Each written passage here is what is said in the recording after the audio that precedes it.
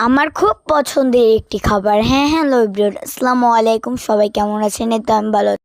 আজ আমার আম্মু রান্না করবে গরুর মাংসের বিরিয়ানি। তো গরুর মাংসের বিরিয়ানির জন্য দেখুন সুন্দরভাবে কিন্তু গরুর গোশগুলোকে সুন্দরভাবে ধুয়ে নিচ্ছে।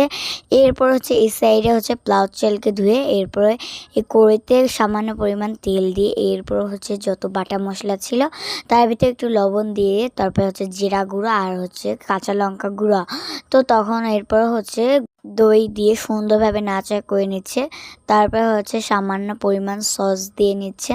তো সস দিয়ে আবার নাড়াচাড়া করে নিচ্ছে। এরপরে যখন একটু কষিয়ে কষিয়ে আসবে তো তখন গুঁড়া দুধ দিয়ে দেবো। গুঁড়া দুধ দিয়ে দিচ্ছে আমার আম্মু। তো গুঁড়া দুধ দিয়ে সুন্দরভাবে নাড়াচাড়ার পর তো তখন একটু কাঁচা লঙ্কা দিয়ে দিল। কাঁচা লঙ্কা দিয়ে এরপর দুটাকে একসাথে মিক্সিতে করার পর পোলাও আর গরুর গোশ মিক্সিতে করার পর দেখুন কি মজাদার একটা খাবার চলে আসে। তো এটার নাম গরুর মাংসের বিরিয়ানি। তো আমার ভিডিও বেশি বেশি করে দেখবেন, লাইক কমেন্ট শেয়ার করে দেবেন সবাইকে। আবারও আল্লাহ হাফেজ।